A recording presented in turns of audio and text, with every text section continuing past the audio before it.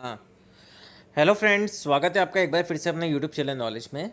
वरिष्ठ नागरिक तीर्थ यात्रा 2026 के आवेदन फॉर्म भरना अब स्टार्ट हो गए हैं। आप सभी को जो वरिष्ठ नागरिक हैं उनके फॉर्म अप्लाई कैसे करने हैं, क्या गाइडेंस है, आवेदन कैसे भरेंगे, चिकित्सा प्रमाण पत्र का प्रारूप क्या रहने वाला है, आज की पूरी प्रोसेस यही है। सबसे पहले आपको गूगल पर टाइप करना है sso.rajasthan.gov.in/sign-in। जैसे आप इस पर क्लिक करेंगे एसएसओ के होम पेज पे आप डायरेक्ट पहुंच जाएंगे। यहाँ आपको आपकी एसएसओ आईडी डालनी है, पासवर्ड डालना है, कैप्चा कोड डालना है, लॉगिन बटन पे क्लिक करना है।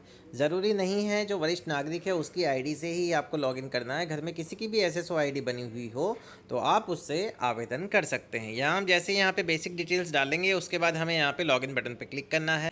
लॉगिन बटन पे जैसे ही क्लिक करेंगे तो आपके पास इस तरह का इंटरफेस ओपन हो जाएगा सिटीजन एसएसओ का।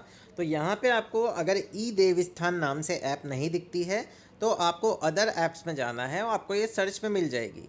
उसके बाद यहाँ पे जैसे आपको ये ऐप मिलती है इसी पे आपको क्लिक कर देना है। जैसे इस पर क्लिक करेंगे ई देवस्थान का आपके पास यहाँ पे डैशबोर्ड ओपन हो जाएगा। यहाँ पे आप देख सकते हैं, इसको क्रॉस कर देना है। क्रॉस जैसे ही करेंगे सबसे ऊपर ही ऊपर आपकी सिटीजन एसएसओ आईडी आ जाएगी। इसको स्क्रॉल करेंगे। अब आप देखेंगे यहाँ पे वरिष्ठ लेफ्ट हैंड साइड में एक स्क्रीन चल रही है जिसमें जो भी गाइडलाइंस हैं, चिकित्सा प्रमाण पत्र का प्रारूप है वो यहाँ पे दिया गया है। इन सब की बात हम करेंगे। साथ ही साथ आपको जब आवेदन करना है तो वरिष्ठ नागरिक तीर्थ यात्रा योजना वाले ऑप्शन पे क्लिक करना है। यहाँ आप देख सकते हैं वरिष्ठ नागरिक तीर्थ यात्रा योजना 2026 के लिए जो मुख्य पात्रता है वो राजस्थान का मूल निवासी होना चाहिए, 60 वर्ष से अधिक आयु का वो होना चाहिए। 60 वर्ष की जो गणना होगी वो 1 अप्रैल 2026 के आधार पे होगी। अगर जो भी यहाँ पे फॉर्म भर रहे हैं उनकी 1 अप्रैल 2026 को 60 वर्ष की आयु होनी चाहिए। आवेदनकर्ता किसी भी यात्रा में अपने जीवन साथी को ले जाना चाहते हैं तो आवेदन पत्र में जीवन साथी का कॉलम अनिवार्य रूप से भरना है। हवाई यात्रा, अगर एरोप्लेन की यात्रा है, 80 या 80 वर्ष से अधिक उम्र के आवेदक है तो हवाई बीमा नहीं होने के कारण यात्रा दिवस को हवाई टिकट बुक करने में व्यवधान होता है। अतः 80 वर्ष एवं 80 वर्ष से अधिक उम्र के लोग हवाई यात्रा के लिए पात्र नहीं होंगे। इसके बाद लिखा गया है आवेदक स्वयं एवं जीवन साथी इनकम टैक्स धारक नहीं होना चाहिए, मतलब आयकरदाता नहीं होना चाहिए। इसके निमित्त वो एक स्व घोषणा प्रमाण पत्र प्रस्तुत करेंगे। साथ ही साथ आवेदक द्वारा पूर्व में इस योजना के लिए आवेदन नहीं किया गया हो, मतलब अगर पहले ही आप यात्रा पे जा चुके तो दोबारा आप एलिजिबल इसके लिए नहीं हैं। साथ ही साथ इस योजना के अंतर्गत पूर्व में यात्रा न किए जाने संबंधी एक स्व घोषणा पत्र आपको देना होगा कि मैंने पहले यात्रा नहीं की है, इस निमित्त आपको एक देना होगा। भिक्षावृत्ति पर जीवन यापन करने वाले योजना के पात्र नहीं होंगे। यात्रा है तो फिजिकल और मेंटली दोनों रूप से सक्षम होना चाहिए, किसी तरह की कोई रोग नहीं होना चाहिए। मेडिकल सर्टिफिकेट देना होगा। वरिष्ठ नागरिक को आवेदन पत्र के साथ चिकित्सा अधिकारी इस आशय का प्रमाण पत्र प्रस्तुत करना होगा कि व्यक्ति जो भी यात्रा में जा रहा है वो शारीरिक रूप से स्वस्थ एवं सक्षम है। इसी बेस को रखते हुए ही आपके आवेदन स्वीकृत किए जाएंगे।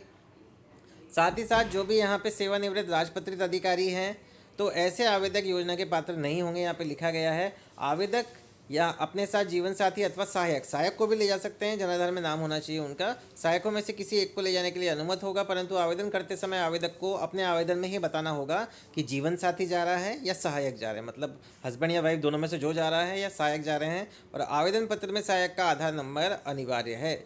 सहायक एक ही यात्रा के लिए अनुमत होगा। अब रेल यात्रा हेतु पति पत्नी के साथ यात्रा करने पर सहायक को ले जाने की सुविधा नहीं रहेगी। यदि पति पत्नी दोनों की आयु 75 वर्ष से अधिक है तो आवेदन पत्र में सहायक पंजीकृत है तो सहायक अनुमत होगा। और भी गाइडलाइन यहाँ पे दी गई है कि सहायक जो साथ में जा रहा है 21 से 50 वर्ष के बीच का होना चाहिए, उससे बड़ा नहीं होना चाहिए। अब यहाँ पे आपको और भी ऑप्शन दिए गए हैं, सहायक के नियम भी हैं। चिकित्सा प्रारूप जो होना वाला है, प्रमाण पत्र ये आपको देना होगा। प्रमाणित किया जाता है कि श्रीमती श्री जो भी हैं, ये फॉर्मेट आपको दिया गया है, इसी वेबसाइट पे आपको मिल जाएगा। नहीं मिलता है तो आप इसका स्क्रीनशॉट ले सकते हैं, सेम एज इट इज़ आपको प्रोवाइड कराना होगा। अब हम चलेंगे आवेदन फॉर्म पे कि हमें आवेदन भरना कैसे। अब सबसे पहले हम वरिष्ठ नागरिक तीर्थ यात्रा योजना पे क्लिक करेंगे। जैसे इस पे क्लिक करेंगे तो आवेदन करने के लिए क्लिक करे पे हमें क्लिक करना है। अब आपको एक मैसेज मिलेगा, ई देवस्थान पोर्टल में आपका स्वागत है, आप यात्रा के लिए पंजीकरण के लिए आवेदन कर सकते हैं। तो तीर्थ यात्रा के लिए पंजीकरण पे आपको क्लिक करना है। अब आप देखेंगे कि यहाँ पे वरिष्ठ नागरिक तीर्थ यात्रा योजना का फॉर्म आपके पास ओपन हो चुका है। जनाधार प्रमाणीकरण सबसे पहले ज़रूरी है, जनाधार कार्ड आपका होना चाहिए। सबसे पहले आपको जनाधार आईडी यहाँ पे दर्ज करनी है और खोजे बटन पे क्लिक करना है। अब आप यहाँ देखेंगे यात्रा संबंधित जो भी दिशा निर्देश है वो चेकबॉक्स पे क्लिक मिलेगा आपको। तो इन सभी के आपको यहाँ पे चेकबॉक्स पे क्लिक रहने देना है। नीचे आपको एक ऑप्शन मिलेगा चेकबॉक्स का, इस पे चेकबॉक्स पे क्लिक करके स्वीकार करें और आगे बढ़े पे क्लिक करें। अब आपको यहाँ पे इस जनआधार कार्ड में जितने भी सदस्य ऐड हैं उनकी डिटेल मिलेगी, जो HOF है वो मिलेगा। अब आपको HOF के सामने क्लिक करना है, क्योंकि जो एलिजिबल होगा उसी के सामने आप चेकबॉक्स का ऑप्शन मिलेगा। अब सत्यापित करें एंड वेरीफाई इन प्रोसीड पे आपको क्लिक करना है। अब हमें यहाँ पे OTP प्राप्त हो गया है, सत्यापित करें पे क्लिक करें। जैसे ही सत्यापित करें पे क्लिक करते हैं आपके पास एक सफलतापूर्वक का मैसेज आता है। चिकित्सा प्रमाण पत्र डाउनलोड करने का ऑप्शन दिया गया है। आयकर दाता न होने का घोषणा पत्र आप यहाँ से डाउनलोड कर सकते हैं। सारे लिंक दिए गए हैं, कहीं भी परेशान होने की ज़रूरत नहीं है। अब जो भी यहाँ पे चयन करना है उसके सामने चेकबॉक्स पे क्लिक करेंगे, देन चयन करें और आगे बढ़े पे ही क्लिक करेंगे। जैसे आप उस पर क्लिक करेंगे तो आप देखेंगे आवेदक के आयु का विवरण आ जाएगा आपके पास। 1/4/26 को 60 वर्ष से अधिक है। अब तीर्थ स्थानों का आपको यहाँ पे चयन करना है प्राथमिकता के आधार पे, आप कहाँ जाना चाहते हैं वो ऑप्शन आपको यहाँ पे दिए गए हैं। तिरुपति, पद्मावती, पटना साहिब, पटना बिहार, श्री हुजूर साहिब, बहुत सारी डिटेल आपको यहाँ मिल जाएगी, जैसे महाकालेश्वर, उज्जैन, ओंकारेश्वर, त्र्यंबकेश्वर, घृणेश्वर, एलोरा, वैष्णो देवी, अमृतसर, वाघा बॉर्डर, सारे ऑप्शन आपको यहाँ पे दिए गए हैं। हम कोई ऑप्शन सेलेक्ट कर लेंगे यहाँ पे।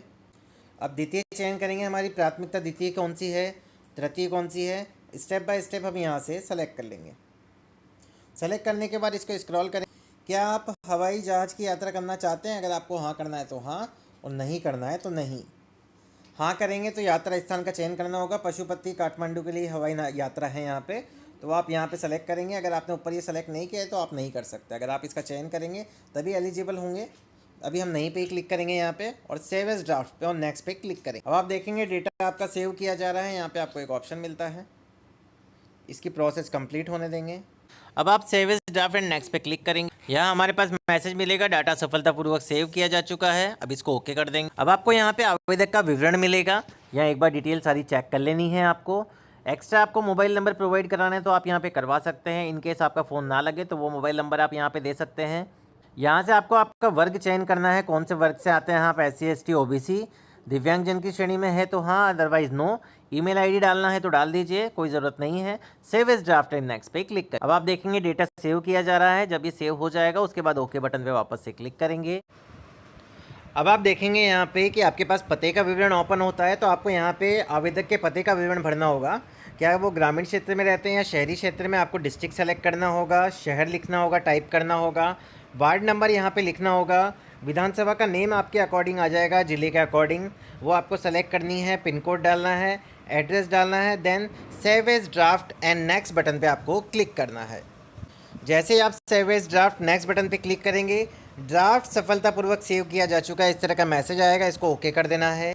इसको ओके करने के बाद आपके पास नेक्स्ट पेज ओपन होता है, सहायक का विवरण। अब सहायक में आपके पास दो ऑप्शन है, एक तो जीवन साथी और एक सहायक का विवरण जोड़ें।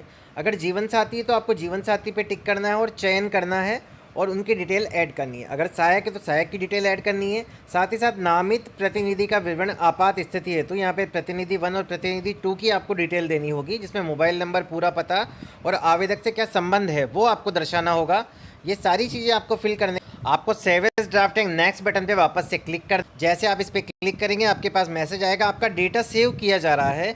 Save as draft and next का आपका पास ऑप्शन आ जाएगा, उसको सेव करेंगे, उसको ओके कर देना है।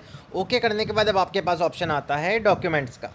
डॉक्यूमेंट्स का जैसे आपके पास ऑप्शन आएगा, आपके पास आपका फ़ोटो दिखेगा। अब आपको यहाँ पे आवेदक का फ़ोटो लगाना है लेटेस्ट, चूज़ फाइल करके। साथ ही साथ इसकी जो सीमा है वो 250 KB से ज़्यादा नहीं होनी चाहिए। साथ ही साथ जो चिकित्सा प्रमाण पत्र है वो डॉक्टर का लगवाना है आपको। आवेदक, जीवन साथी, सहायक का चिकित्सा प्रमाण पत्र जो भी है।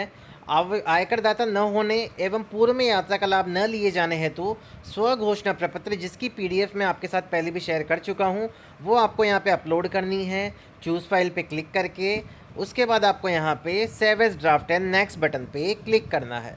जैसे ही आप save as draft next button पे क्लिक करेंगे तो डाटा सेव किया जा रहा है। अब आपके पास नेक्स्ट पेज ओपन हो जाएगा, अंतिम रिपोर्ट एवं प्रिंट। अब आप यहाँ देखेंगे कि आपका डेटा सफलतापूर्वक सेव किया जा चुका है, इसको ओके कर देना। ओके करने के बाद अब आपने जो जो डिटेल्स भरी है, जैसे आवेदक का पहचान पत्र, यात्रा का विवरण, आवेदक का विवरण, आवेदक के पते का विवरण, जीवन साथी का विवरण, दस्तावेज का विवरण, वो सारी डिटेल आपके पास शो हो जाएगी। इनकेस आपको लगता है कोई गलती हो गई है तो आप इसको अभी भी सही कर सकते हैं। ये पर्सनल इन्फॉर्मेशन है इसलिए मैंने इसको ब्लर किया हुआ है पेज को।